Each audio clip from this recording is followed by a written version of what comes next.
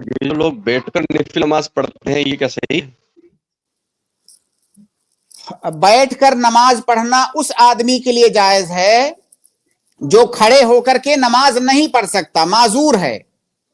جو آدمی بیٹھ کر کے بھی نہیں پڑھ سکتا، اتنا معذور ہے، تو پھر وہ لیٹ کر کے پڑھے گا، ورنہ اصل نماز کو کھڑے ہو کر کے اس کی جو اصل حالت ہے اس حالت میں پڑھنا ہے۔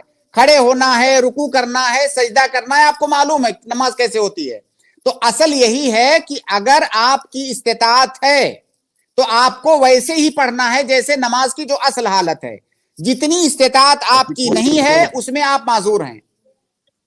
ٹھیک ہے، ایسی کوئی نماز نہیں ہے نفل نماز یا کوئی نماز جس میں بیٹھ کے پڑھی جائے اچھے صحت مند آدمی کے لیے؟